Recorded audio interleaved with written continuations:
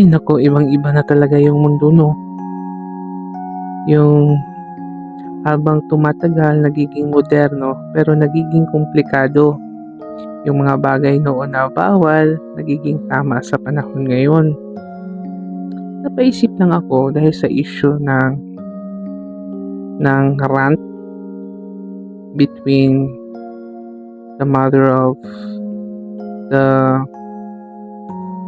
two gold medalists na si Carlos Yulo sa mother niyang si Angelica against the girlfriend of Carlos na si Chloe. Yung issue na yun biglang sumulpot sa social media. Grabe, magkomento pala yung tao, no? Yung naalala ko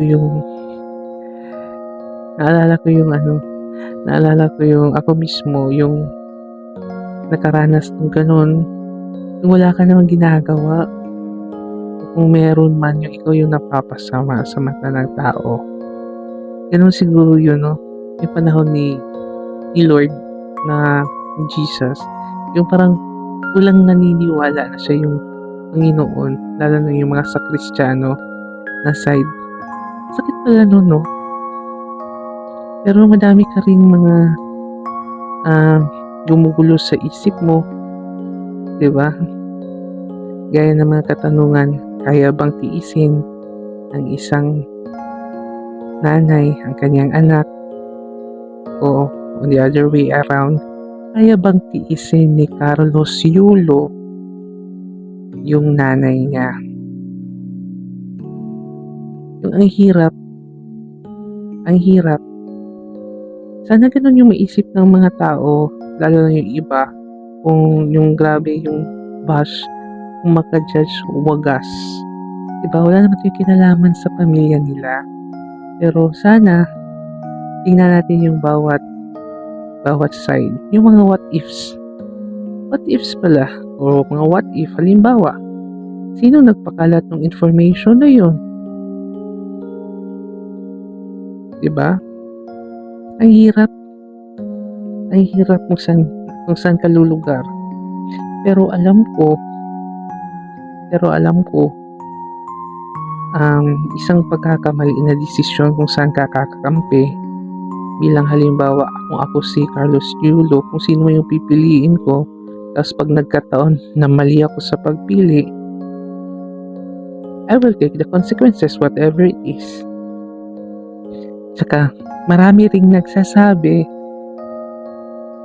hindi obligasyon ng anak na tulungan o magbigay sa kanyang magulang. Diba?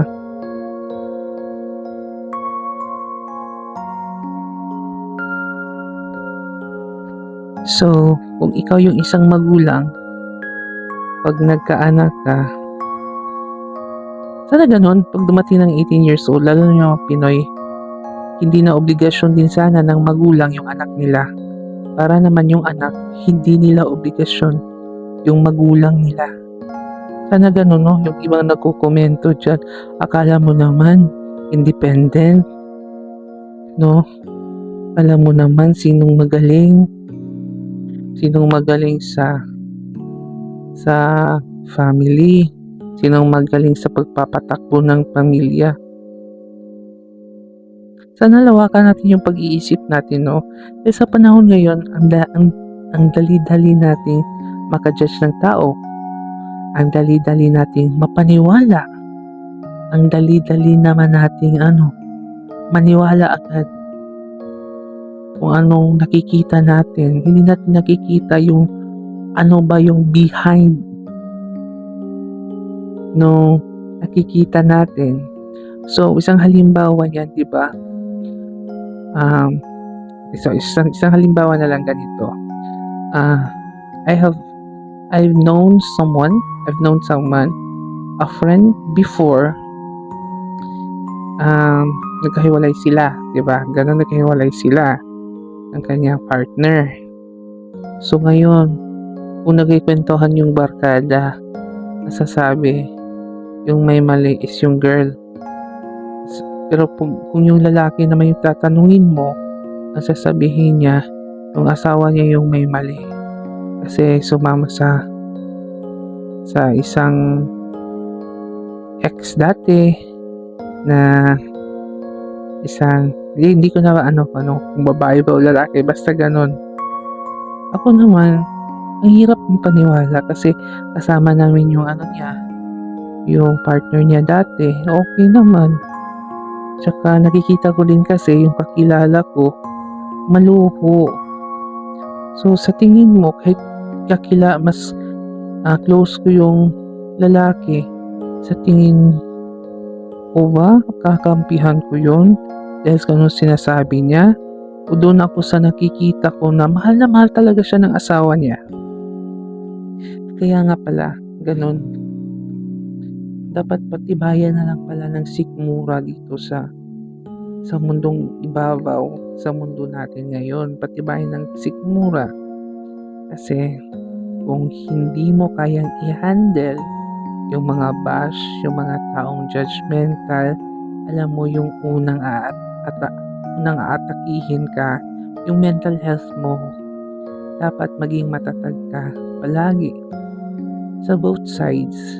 Sa mama man ni Yulo, o sa girlfriend man na Yulo, tatagan nyo. Maging matatag kayo. Kasi alam ko, grabe yung bash. At grabe yung kaliwat kanan na pagkakampihan ng mga taong nagsusulsul din. Alam nyo na. Pero mas grabe yung sakit, diba? Sakit, no? Sa part ng mother ni Yulo, kung ako yung tatanungin, masakit yun. Kasi sirang-sira ka na, what if pala, hindi yun yung totoong nangyari? So ngayon, pag malaman natin yung totoong nangyari, biglang kakapig na naman tayo sa kabilang side. So ganon. Ito yung kalakaran sa social media. Ito yung kalakaran ng makabagong mundo. Gaya ng gaya ng sa Olympics, di ba? Usapan natin yung sa Olympics. Yung pinoportray nila, yung sabi, sila yun in literature, yung sa Paris, yung sa lugar nila, yung pinortray ng mga character doon. At sinabi ng iba na it's a form of mockery of the Last Supper ni Jesus Christ. Gaya nga sinabi ko, sa panahon ngayon, lahat may rason. Lahat ng rason, kahit bawal, kahit masama, may mga rason talaga yan. Kasi yung mga masamang gawain ngayon, it comes with a beautiful package. Tsaka gusto ko rin sabihin sa inyo, maybe it's a test na rin. It's a test na rin sa part ni Carlos Yulo na he have got a lot of blessings for now. Ang dami niyang blessings, diba? Hindi natin maikakaila na magaling talaga siya. Pero it's a test din sa part niya kung sino ang pipiliin niya. Kung kaya niya namang i-handle na piliin yung nanay niya, yung family niya, at saka yung girlfriend niya, well, it's okay. Pero kung may isa doon na kaya niyang bitawan at namulat siya sa katotohanan,